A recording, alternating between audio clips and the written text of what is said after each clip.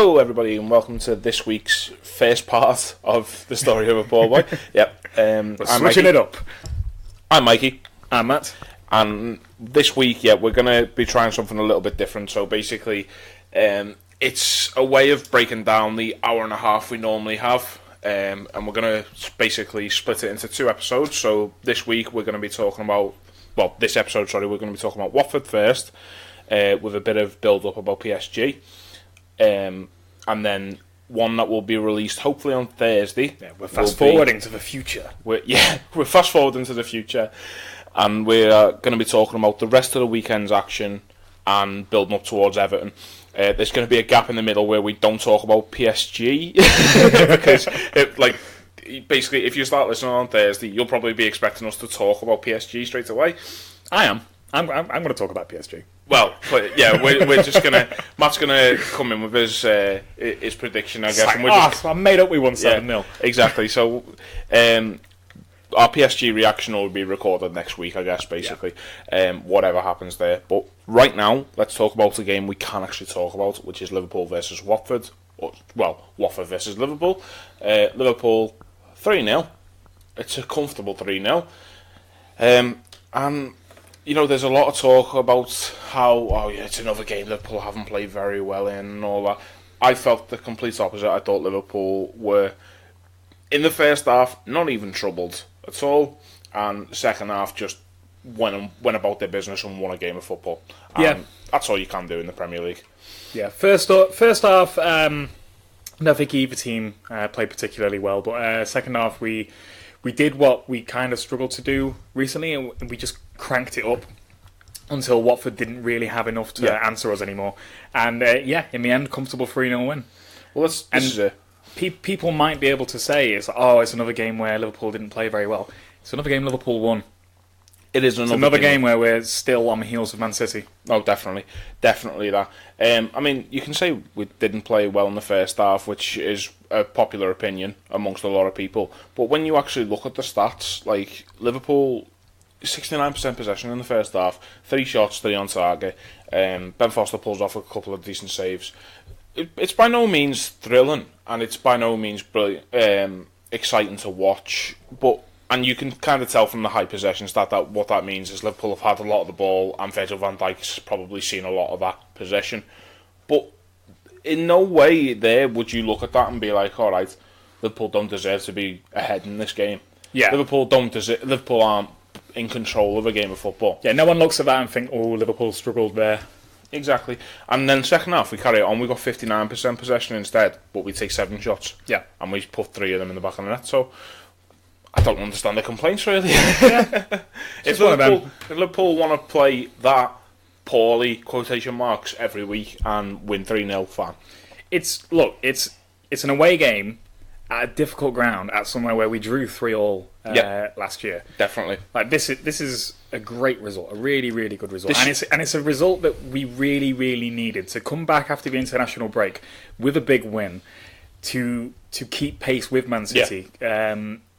I think you can see in the celebration of the manager at the end and of the players when each goal went in that this was a really, really important game. Definitely. And as you've just alluded to there, we did draw this game 3-3 last season. So it is 3 points picked up where we only picked up 1 last season. It's improving on what we did, which is something that we are working towards doing. You can just see it. And it's 3 goals less conceded as well. Yeah, exactly. Which is another thing. We're sat here looking at it now. Liverpool played 13 games and got conceded 5 goals. We're on track to concede 15 goals over an entire season, which is ridiculous. That's a ludicrous stat, and it's going to make it even more frustrating if we finish second, but we won't get there yet. So, but yeah, I mean, if we look at the starting 11, so right back to the start of the game, Liverpool start Alisson in goal, Alexander-Arnold, Lovren, Van Dijk, Robertson, Henderson, Wijnaldum sitting with Shaqiri, Firmino, Mane and Salah arranged in some kind of order up the front. Okay. Watford, I've got Watford players. I'm not going to sit there and read Watford players out, am I? You do love reading lists, though. I do love a good list. It excites me. But yeah, it's a very quiet and uneventful second half. Liverpool dominating possession, but nothing actually happens. Like, I'm looking at the list of key moments, and nothing in the first half, which is mad for a Premier League game of football.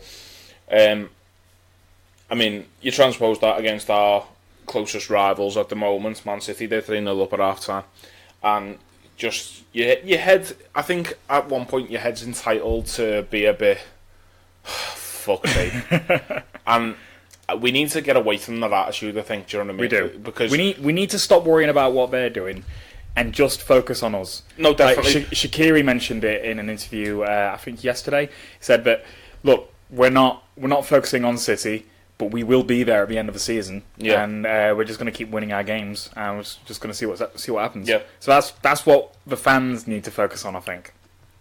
Definitely. Just keep winning our games. Yeah. Fuck City. What happens at the end of the season happens at the end of the season. But what I mean is, though, I mean, from a fan point of view, even from a player point of view, if you're looking at the scores at half time, it must give you the kick up the arse. Yeah. Because you are like, City are 3-0 up here. You know, they're not going to drop points now from that position, although they should have. More on that on Thursday. But I just think it was exactly what Liverpool needed in this situation.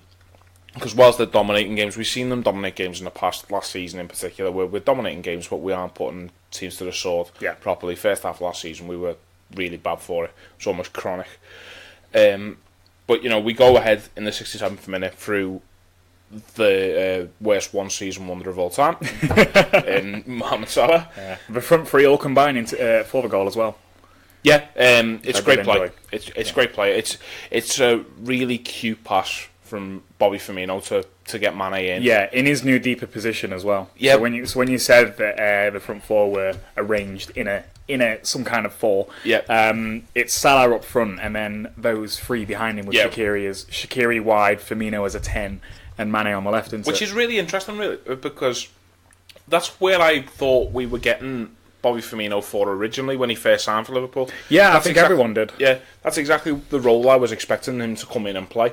And, you know, he's by no means set the world like this season, but you just know with Firmino that he is just completely selfless and he doesn't mind playing that role at all if it means that Liverpool are winning games.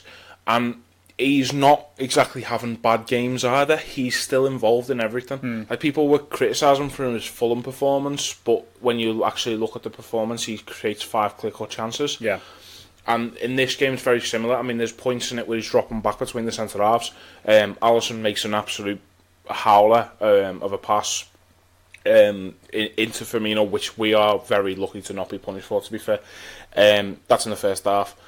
But that's how deep Firmino's dropped, which, you know, you see that in certain other players. I mean, Lionel Messi's done that for years. Yeah, and I'm not comparing the two, but that's exactly the kind of thing. Yeah, Bobby's much better. Yeah, exactly. But you know what I mean? It's just something that Liverpool, I think if you are going to play I guess it's a number 10 in Klopp's team, I think you have to be prepared that you are not going to end up, you're going to end up closer to the 8th than you are the 9. Probably, yeah. Do you know what I mean? Because of the amount of work that player is kind of expected to do. Yeah, expected to do and instructed to do. Yeah. Like, the number 8s in Klopp's system are incredibly hard-working anyway. Like, number 10 has all that responsibility and attacking responsibility as well. It's ridiculous. And Firmino's kind of a perfect player to do it for Klopp. I think he said in an interview as well that he had 20 German coaches in the crowd watching the game, and then afterwards every single one of them went to him and was like, Bobby Firmino, what a player. Yeah. This is it, and you know, he's had plaudits from all over the place from people who know a lot more about football than us. Remember when Antoine Griezmann tweeted about him after he scored twice against Swansea? They're all just like, yep, that's it, we signed Griezmann, fine. I've mentioned them briefly there while we were talking about Firmino, but just before we talk more about how boss Mo Salah is, there's a really, really important save in the first half from Alisson. There is, yeah. It's just as the game could get away from Liverpool a little bit, and you know, you're keeping the ball, but you're not using it. If you're not using it and then all of a sudden you get hit on the counter attack. It's a very good save, and it's a save that I wouldn't expect certain other goalkeepers who we've seen in the last couple of years to have made. Yeah. He has to make it, and it's good goalkeepers who can make good saves, like important saves like that, even if it's just one moment. Unlike in the a keeper game. we'll talk about on Thursday. Yeah, definitely. But that's what I mean. It's a good goalkeeper who can do that and prove that he's worth the massive amount of money and the world record transfer fee, as it was at the time, for him. Yeah. More on that on Thursday. The other thing as well is he makes it look so easy, and he almost moved in slow motion for it, didn't he? Exactly, and with the mistake from to play the ball out to Watford, basically, for the pass to Firmino I was talking about just then, he moves on from that so quickly. And other goalkeepers, we've seen it in the past, would get in their head about it. Alisson's made a couple of mistakes for Liverpool, and he's been by no means perfect since he's come in. It's been close, don't get me wrong, but I mean, there's the Leicester goal, obviously. He's had a couple of times he's tried to play out from the back and he's hit out for a throw-in, that kind of thing. He's played a couple of his teammates into danger. But each time, it's not like he's sat there just going, sorry guys. Yeah, he just gets on with it. Yeah, it happens, and he's screaming and hollering at the next person, and he's just like, alright, come on. Yeah. It's fine. I've made a mistake. I'm moving on from that. I don't give a... You know what else I like about him is when he has to make a save, he's not screaming at his defenders like Simon Mignolet used to do. Yeah.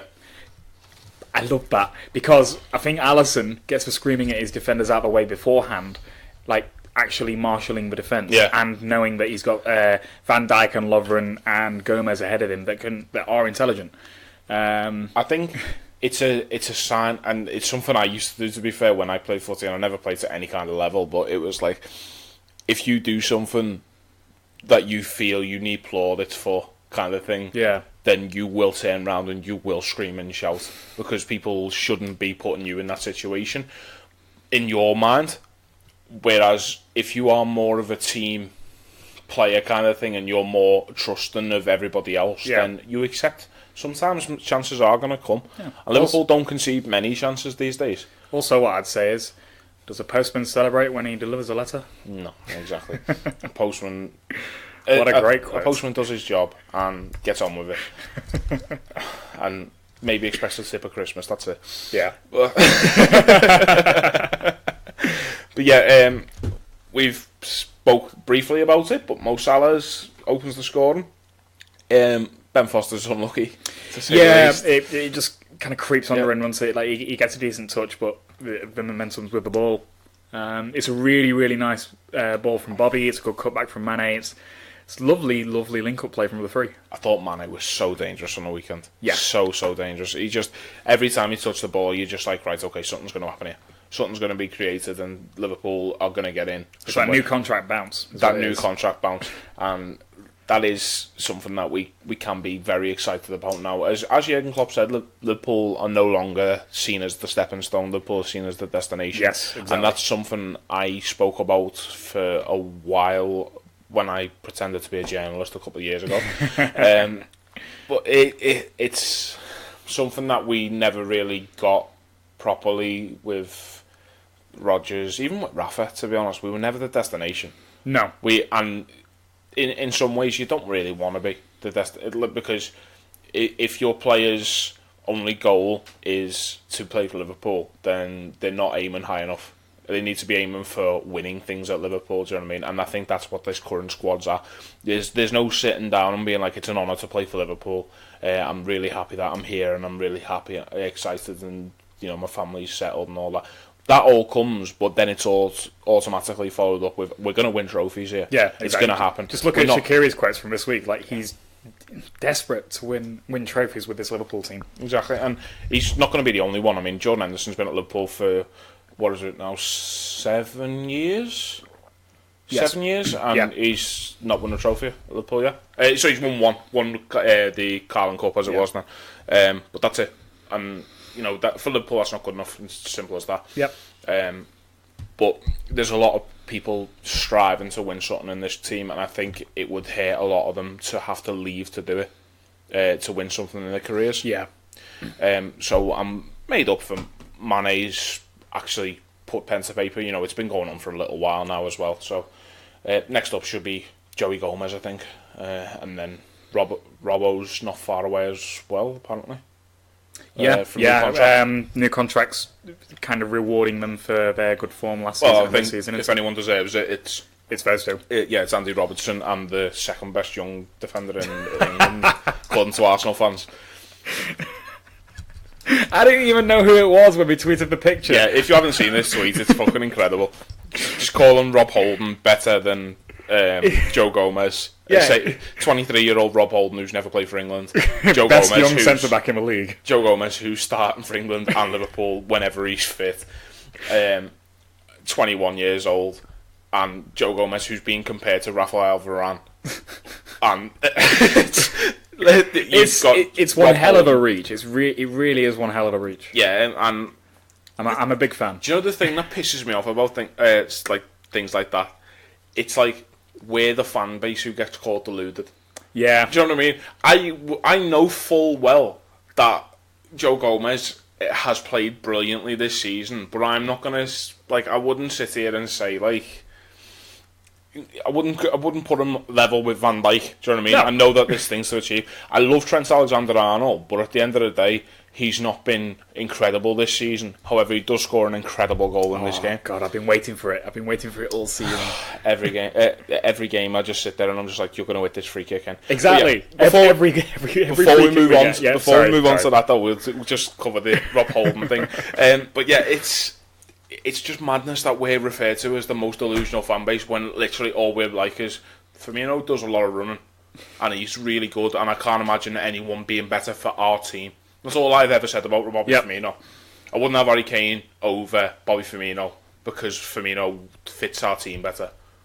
Salah, great goal scorer, proving it again this season. Fine. Deluded, you're deluded. Jordan Henderson's a good footballer. I'm not saying I probably have said he's one of the better midfielders. He's definitely England's best midfielder, and I will say that because there's no one else. Who've you got? Eric Dyer? Yeah, fucking shite. Lingard? Ross Barkley, who's you can shake your head all you like, but we'll talk about it on Thursday. Yeah. But, we'll talk about it in a minute and release it on Thursday. But yeah.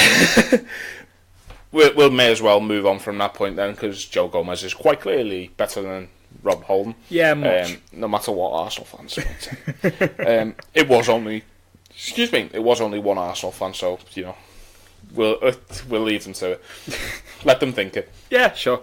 So Trent Alexander-Arnold, 9 minutes after Salah puts Liverpool 2-0 up and wins the game, basically. Been waiting all season to see this free kick again. Every free kick that we get, I'm like, is Trent gonna? Is Trent? And he's had a couple of a bit of a crossbar this season, hasn't he? Yeah, don't get me wrong. He's looked dangerous from them. Yeah, but with his all-round play, you just know there's more there. Yeah, do you know what I mean? You know that there's more there. You can put it down to age. He's only 20 years old, but we do have such high expectations of him because he came in and he hit the ground running, and he starts in the everyone Champions immediately League. went, "Oh my God, Gerrard!" Exactly, and that's exactly it. The comparisons are, he starts at right back and then straight away it's like, well, Gerrard starts at right back. Best midfielder ever. Yeah, and Steven Gerrard's our best midfielder ever, so that means that maybe he will be. I mean, the logic is sound. Yeah, I mean, John Flanagan's obviously become the best midfielder ever after starting at right back, as has Martin Kelly, as has Jan Kronkamp. We could whittle off players Stephen Darby and stuff like that. Do you know what I mean? We could whittle off names who've played at right back for Liverpool as the youth of their career, and then obviously become the next Steven Gerrard. But I think got a good feeling about this one though. This one's good. This one is very good, because the thing is, the rest of them were just talented, good defenders, and they did a job. Whereas Trent Alexander-Arnold makes this team better. Yes, and definitely. That's one thing you have. There's patchy former side, chatting up pregnant birds aside. There's no argument with how good Trent can be on his day. And, we've seen it last season. He pocketed fucking Sané as if he was nothing. Yeah. this season he's had Neymar and Mbappe. He's just not. He just doesn't get phased at all, and it's a hell of a free kick. He changes his stance a little bit as well. Yeah, it's an interesting change because he like comes like at 90 degrees from the ball to the goal, yeah, and then just sidesteps a little bit. It's like, I'm sure Suarez used to do that. And maybe he did. Maybe he's been watching old videos. BBC were sort of saying it's Beckham-esque, because every Englishman who can take a free kick is Beckham-esque. I suppose, yeah. That's just the way it is. I mean, he could take them. I wouldn't mind knowing who scored more free kicks in their career out of like Gerrard, Lampard and Beckham. Because I bet you Gerrard and Lampard aren't as far behind as you think. Yeah, probably not. I bet you they're not. I mean, maybe... I don't know. I might have a look at that. That's interesting. But yeah, Trent Alexander-Arnold at 20 years old, Wales in front of him. He can do whatever he wants. He's already talking about how Liverpool's all he's ever wanted. Yeah. And it's exactly what you want to hear, really, isn't it? Especially at his age. It would be so nice if he could be that player for us, like a Carragher or a Gerrard that just stays throughout the career. Like, yeah. Because it's so rare now. It just does not happen anymore. I just want him to for top teams. I just want him to kick on. Yeah. And whether that is staying at right back or whether it is moving across into centre midfield, whatever happens, I just want him to kick on and just be the best, get to his full potential, because we've had too many false dawns where we've looked around and been like, the names I've just whittled off, a lot of them I thought were going to be the next best thing. Yeah. And like not even... that's not even including your Jordan Ives and your Susos, Danny Pacheco's and all that. Trent's like it's about the attitude, and he just seems to have the right attitude, albeit aside the personal stuff. But what a man gets up to on his private Snapchat is his own business. Yeah, fair enough. That's true. Yeah. It's a banana. He could do with staying away from Jesse Lingard every time he goes on international duty. Should we blame Jesse Lingard? Yes. I reckon we blame Jesse Lingard for sending the messages for everything. Exactly. Definitely. He nicked his phone. Yeah, he must do. Okay, we'll say that. Jesse Lingard did it. Fucking mad bastard. Is this slander? No. Libel? Maybe. It's probably fine. It's probably fine. Jesse Lingard's never going to listen to this. We slandered enough people last week, mate. Do you know what I mean? That's fine. So that puts us 2-0 up, and then Liverpool's captain, not immediately, 6 minutes later, gets sent off for what is a very, very, very poor decision from himself. Yeah. Isaac's success came on for Watford and just spent basically the entire time he was on a pitch winding Jordan Henderson up. The first yellow card's not a yellow card because it's a foul on Henderson in the first place. He's quite clearly having his shirt pulled. Yeah. Henderson reacts really poorly though. I don't know. He does. You shouldn't react like that. You should. I don't know if it's born from frustration. It is difficult when you're having your shirt pulled like that though, I suppose. Yeah. You just want to get him off you. Well, that's it, because the fact is, if he just stops there, then he lets him go. Yeah. And that's not the part. Yeah, and there's no guarantee the ref will blow. The thing is, that's a good yellow card. But regardless of the foul, regardless of the foul from success on Henderson. Yep. If that's just Henderson just doing that, that's a good foul. Yeah, definitely. Definitely a good foul to give away. But the second one, Etienne Capoe's going nowhere. He's breaking down the left hand side, but there's Liverpool have everyone back. Yeah. Henderson's just rushed in. And context wise, the ref had just had a word with him, telling him to calm down a bit. Literally just said to him, like, sort it out. Basically, he'd been in the ref's ear all game as well. Yeah. And it's poor. It is poor. There's obviously a split sort of down the middle, maybe leaning more towards the fuck off Henderson side, but a lot of people saying, well, if Fabinho does that, you're praising him for being a snidey bastard, which Liverpool have lacked for years. This is true. Like, we want snide. Yeah. There's snide and there's clever snide though, isn't there? Do you know what I mean? Definitely. There's like Fernandinho gets I think Fernandinho gives away about 30 tackles, 30 fouls a game and doesn't get booked. Yeah. And that's so strange. It's so strange how certain players have just got a knack for it. But Henderson, like, basically, he was too obvious.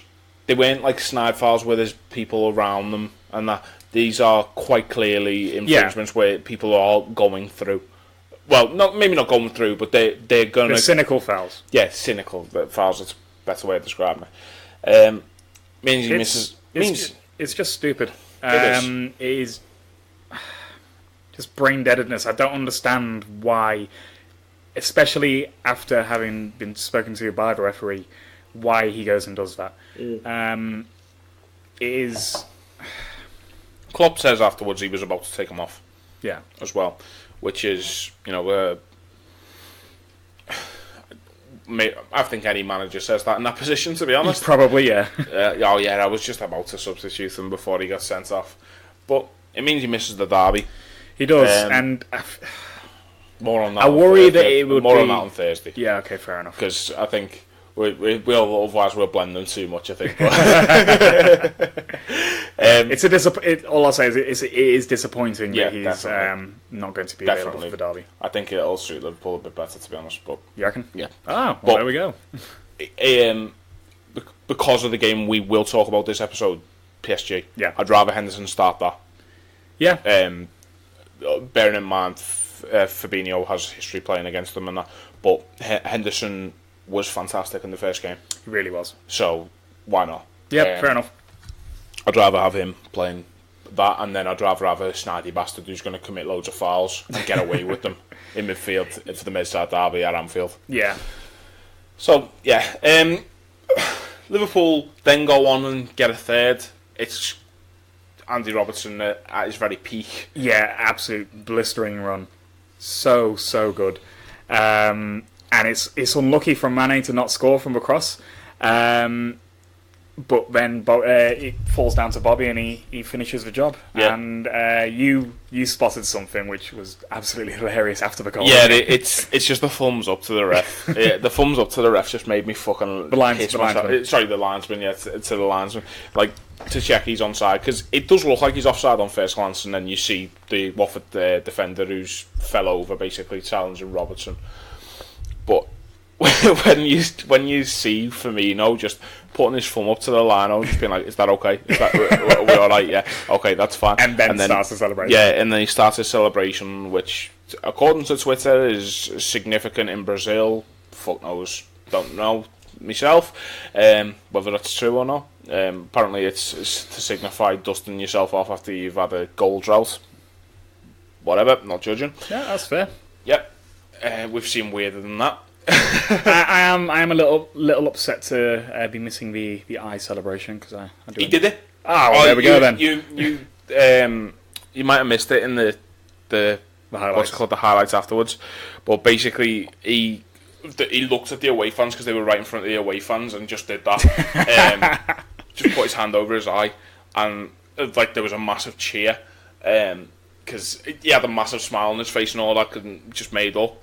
I love Bobby Firmino. I could wax lyrical about Bobby Firmino for absolutely hours. He is so just everything I love about Liverpool. He's very close to being in my top 3 Liverpool players ever, just because of his attitude. Yeah, and it's so interesting how different it could have been if Brendan Rodgers had stayed on. He'd be playing right back. He'd be playing right back. We'd be sitting there just like, oh, yeah, he's all right. Want a striker?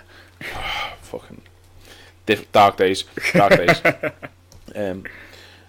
And then he gets taken off in the 92nd minute for the classic Joel Matip. Of course. Saviour. Joel Matip is going to get a winner's medal this year, and at least 6 or 7 of the appearances, maybe even more than that, probably into the 10s. Will be 1 minute cameos. Will be 1 minute cameos. Hey, you know what? If he gets a winner's medal, I'll be very happy. I hate it, I hate it. I hate that sub so much. I love Jurgen to bits, but I hate that sub so much. It's just, when your team can defend as well as ours can already, this season, why risk unsettling everyone? lashing another defender at the back. Just, I understand if you put him on and put him in centre midfield next to Fabinho and not to shore it up. Yeah. But I don't know. It's just not for me. It's very Neil Warnock to do that. Well, Klopp did say he's always admired Neil Warnock, and he was looking forward to meeting him. Fuck no. Christ alive, what did I say about our manager? So, what this says about our manager is that we are now enjoying our best ever start to a Premier League season. Yep. 33 points from 13 games. Best start to a season since 1990, which was the last time Liverpool won a Premier League. Well, won the First Division as it was back then. It means Liverpool are 2 points behind Man City. Liverpool's goal difference has been... Man City's goal difference has been improved on by 1 over Liverpool, so we're 14 behind them now already. Doesn't get any extra points, though. Unless we draw on points, which won't happen. As I did say last week, if you get to that point, then it's ridiculous, and you shouldn't. You shouldn't be relying on goal difference to win a league title.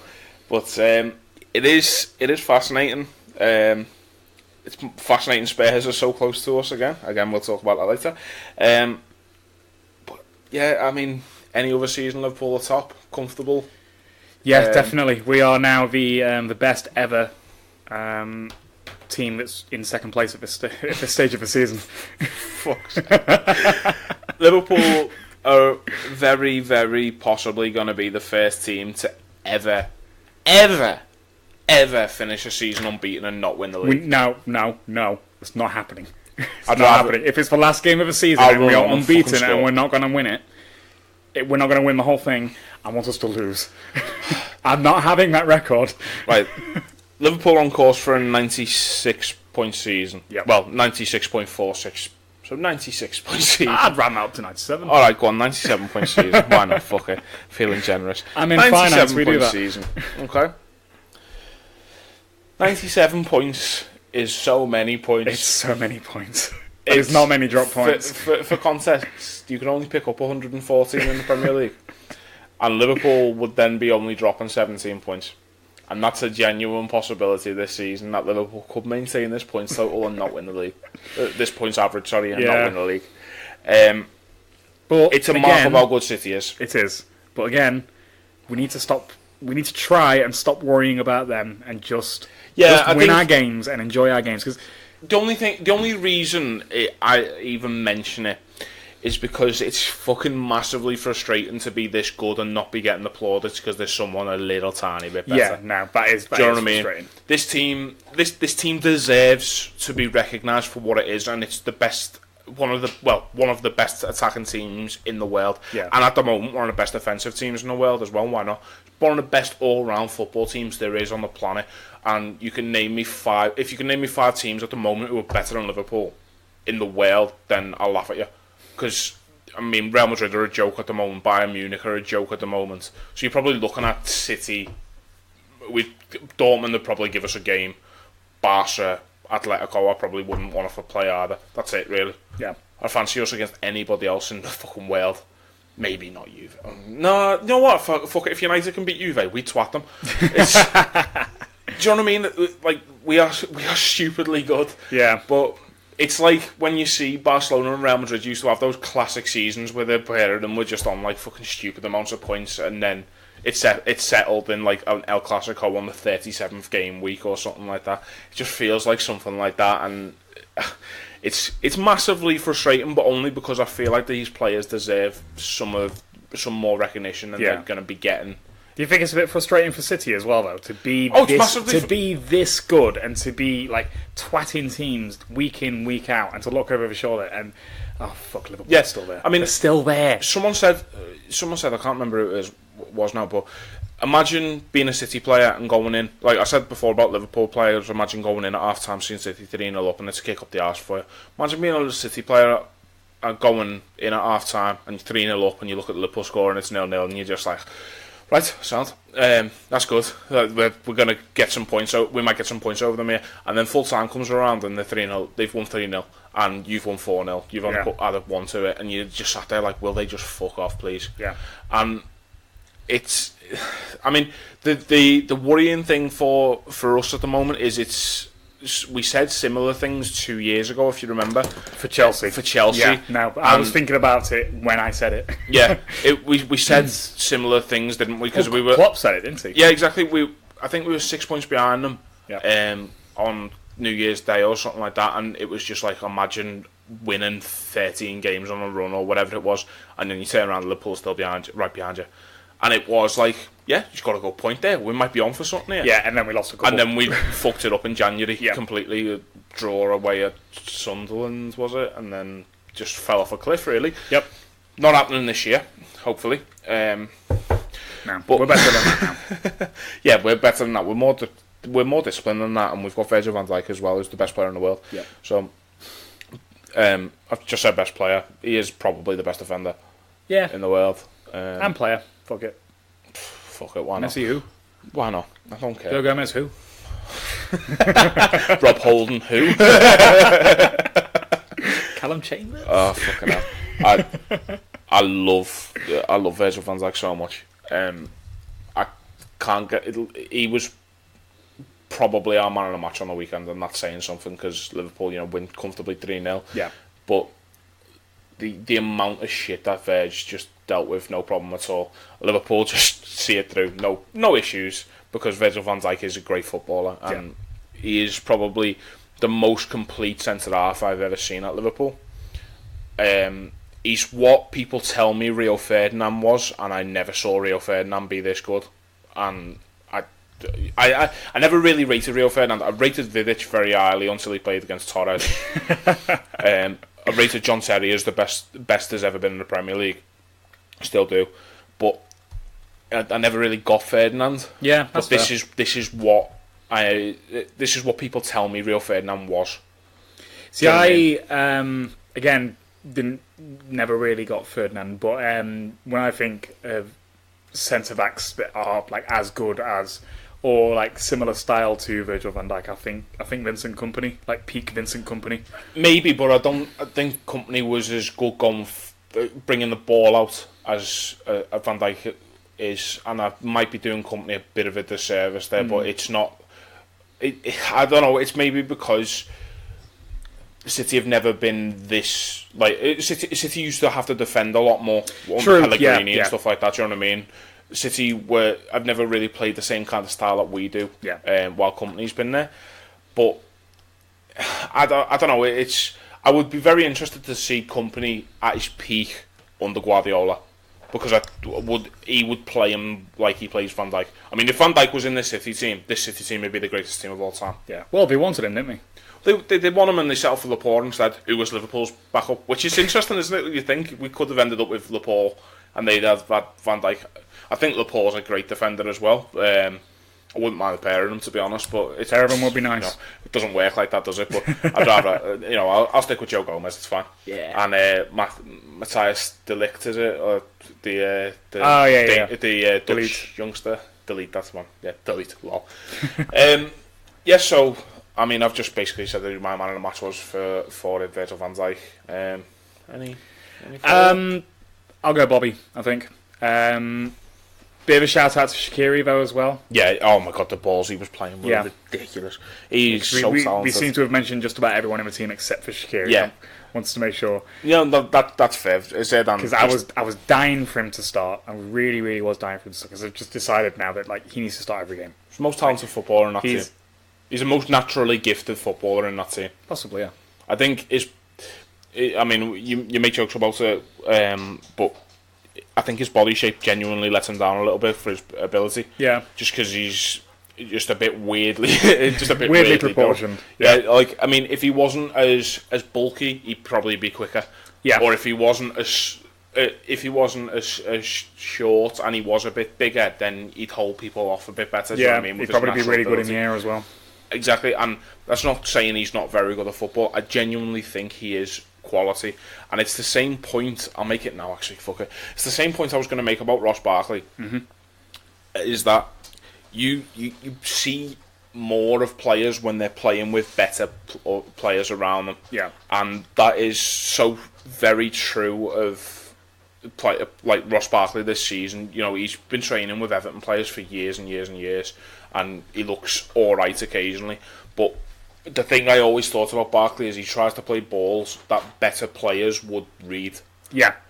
And now he's at Chelsea, and the better players are reading him. And it's the same again with Stoke and Xherdan Shaqiri. It's like, while he was at Stoke, Arnautovic and him made this great partnership because they're both very good footballers. And whenever there was an assist from Shaqiri, it was normally for Arnautovic. Yeah. Because good footballers playing with each other get the best out of each other. Tend to. And you see in that at United the opposite of that happening at United, where bad footballers are dragging down the bunch because they can't play particularly. They can't play this expansive football that all the players would love to play, because the manager keeps playing Marwan Fellaini. Do you know what I mean? It's I just think that there's such a level. There's such a difference in level playing for Stoke and playing for Liverpool. And you're seeing so much of a jump from Shaqiri. He's taking it. He is really, really benefiting from it. You can see why he was at Munich. Yeah. Do you know what I mean? And at this point, and I really hope he does kick on. Yeah. The thing I just wanted to say about Shaqiri was he was the first sub. Him or Sturridge was the first sub. But now I think Shaqiri he's put his foot down on a position in the team. Like, he is in the first 11 now. Yeah, I think he's that good, and he's shown Klopp that he's that good, and I think he's one of the first names on the team sheet, probably. Yeah, I'd probably agree with that at this point in time. There's no way he doesn't start for me against PSG. Yeah. So that takes us nicely into the PSG game, I guess. Yep. So Liverpool can qualify from this group of death, as it's turned out to be, I guess, with a win away in Paris. Very few teams do come away with that win in Paris. This is true. They love scoring goals in Paris, don't they? Yeah, they really do. But we love not conceding goals. This is true. It's an interesting game because there's pressure on this game, of course. Liverpool losing this game wouldn't be catastrophic by any means, but it does sort of write off Liverpool finishing top of the group. True. Puts a hell of a lot of pressure on Napoli at home as well. It does put a hell of a lot of pressure on the Napoli game, which we then have to, depending on the results between Napoli and Red Star, we would then have to go and win by 2 clear goals. I think so, yeah. But I mean, we'll cross that bridge when we come to it. Good job we're going to win this one, man. That's it. I mean, Mbappe and Neymar missed the game on the weekend through injuries they picked up on international duty. Yeah, so I didn't see the Neymar one, but I saw the Mbappe one. He landed really, really heavy on his arm. I think both of them will be back probably for this game. Probably. If not one. Yeah. But I mean, it's not like they haven't got quality to fill in the gap. Oh, true. Yeah. I mean, we're not looking at when we used to have to replace our best player, when we replaced Sturridge with Ricky Lambert and that. Do you know what I mean? We're looking at when they've got a Cavani who can't start, they'll just move Mbappe up and play Angel Di Maria on the wing. Oh no, what a shame. I read something today that apparently he's going to start at right wing back. Angel Di Maria? Yeah. That's interesting. I mean, Thomas Tuchel's probably trying to just get the best out of that team at the moment, because I don't know if he knows what the best formation is. There's a lot of players there, and they didn't really have a chance to develop over the summer. We covered this last time before the game at Anfield. Basically, they had to sell a lot of their stock, if you will. They had to get rid of a lot of it before they could officially unveil Mbappe as a PSG player because of FFP rules. I feel like there's a lot of quality in this team, but it is a team finding its feet still. Yeah. I do think they're very beatable. I do think they're very beatable. Like, we beat them at home earlier in the season. Napoli went away and got a hard-fought 2-2 draw. They're not the Galacticos that they want to be. No, they won't be for a long time. They're a while away off of that, and they are still a young club. It's very easy to forget that PSG aren't exactly. Yeah, we're about 7 years old. What? I can't remember when they were founded. I think they were only founded mid-70s. But I mean, it's just, I think you don't really see in the French league how sometimes they are still finding their feet a little bit. Like on the weekend they win 1-0. Yeah. Which, at home isn't exactly setting the world alight for a team of that quality. And you look at the team who's played, it should be putting more past Toulouse than it is. It's, Buffon, Marquinhos, Thiago Silva, Kimpembe, Thomas Meunier, Verratti, Rabiot, Diaby, Di Maria, Draxler and Cavani. Yeah, it's a bloody good team. It's exactly, and there's not a name in there who you wouldn't be like, yeah, I'd have them at Liverpool. Do you know what I mean? Every single one of them has got their benefit, and every single one of them would walk into a lot of the teams in the world, to be honest. But it's, we're talking about it, and there's a 5 at the back formation there. It's not something that we're used to seeing them play. It's not something that they're probably used to playing at this stage. Tuchel wasn't exactly known for that when he was at Borussia Dortmund either. No, it's just known for falling out of the players, to be honest. It stinks a little bit of when Rodgers' last 3 at the back on because nothing else was working. And it's a results business being in charge of PSG where you 100%, you can't really risk having a dip in form. Especially in the Champions League, because they walk Ligue 1. Yeah. I mean, they haven't been beaten in any tournament since they came to Anfield. Yeah. Which, it says more about the quality of the league they're in, to be honest, than it does about the quality of them. The thing with this game coming up is if we beat PSG and if Napoli beat Red Star, PSG are out of the Champions League. Yeah, they're out. Which will be an absolute disaster for PSG. Oh, yeah, too right. Too right it is. I mean, I'm sitting here talking about this team. They have ambitions of winning that competition every year. That's they're misplaced ambitions, but they have those ambitions. Well, that's why Unai Emery's not there. Yeah, because they had these ambitions and they couldn't come through with them. I mean, I'm sitting here talking about a team who are on maximum points after 14 games in the league. That league's a joke. They're much too good for that. They're one of the teams who would benefit from the European Super League. Yeah, if that ever happened. Do you know what I mean? They're that team. But yeah, I just think Champions League, because of how poor their league is, they never get tested properly. Exactly. And coming up against quality teams, you've seen the 2 games that Napoli have given them. I think didn't know how to handle them. Yeah. So it's, how do you line up for this game? I'm not sure if we bring Gomez back in or if Lovren remains centre-back partner with Van Dijk, because I'm not sure. Why was Gomez out of the weekend? He took a kick in training, apparently. Okay, fair enough. Don't know who kicked him, but apparently he took a bit of a knock in training, so it was just a precaution, which, that's fine. Okay, well, if Gomez is fit, I think we do bring Gomez back. I think it's Trent at right back. I think the midfield, Henderson definitely, because he can't play the weekend. I would like to see Shaqiri as well, and one of Wijnaldum or Keita, and then the front 3 up front. I can't see Keita. No. I can't see Keita in a game like this, just purely because it's a lot of fate to put in someone who's not played a lot of minutes recently. I suppose. So maybe more Wijnaldum, and then you've got a little bit more control. This is a prime Gini Wijnaldum game, this. Yeah. Where Gini Wijnaldum just decides he's the best midfielder in the world, which he does occasionally. And just has PSG on toast. Yeah, that's it.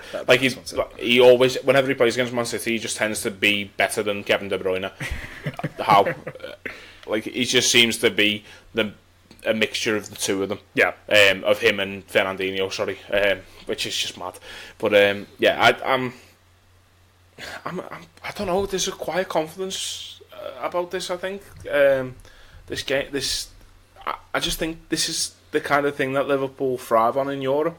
This is a pressure game. Yeah. And if it's not this game, then it may well turn out to be the Napoli game that we.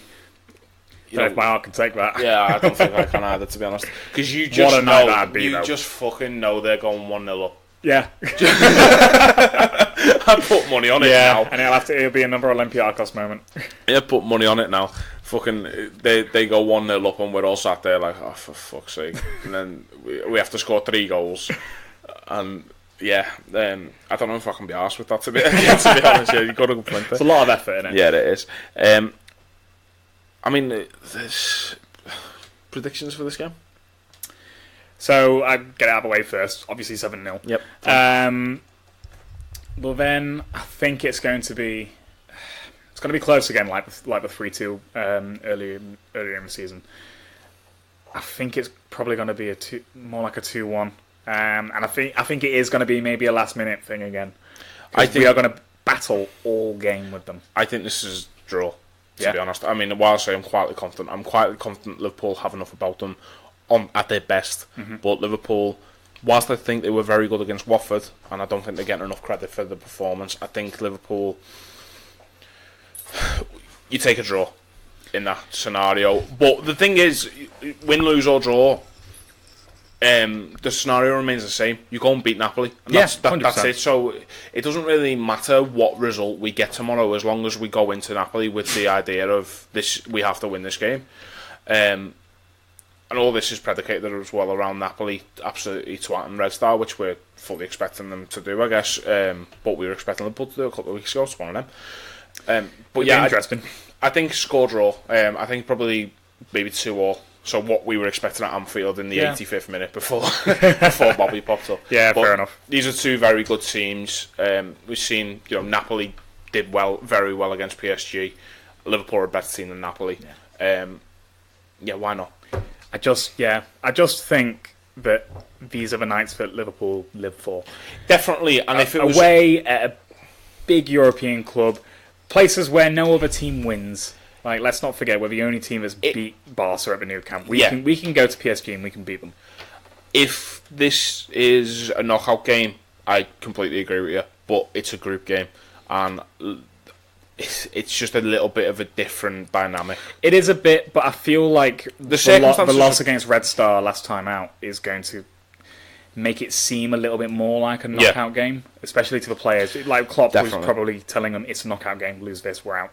Yeah, definitely, and you want to take some momentum into the derby as well. What I really don't want is, I don't want Liverpool to be knackered coming into a derby on Sunday, which is going to be probably the most difficult derby we've had in years.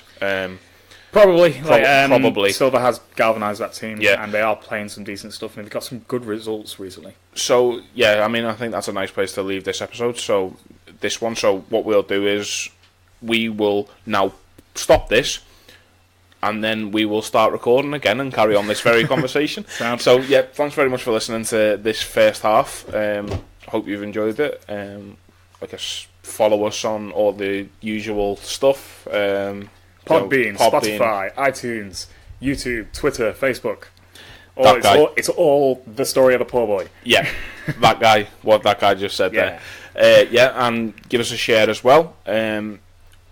I'm very sorry if you tune in on Thursday and you think you're about to hear some analysis on the Paris Saint-Germain game. That's not going to happen, sorry. We'll talk about it more. I'm going to make up some analysis, you'll be fine. Yeah, we'll talk about it more next week, not Monday, because Matt's away because he's decided to go to Tenerife without me. I've never had a fucking holiday. I'm going to go, just get some sun. It's going to be great. Right, we'll see you in a bit. See ya. Bye.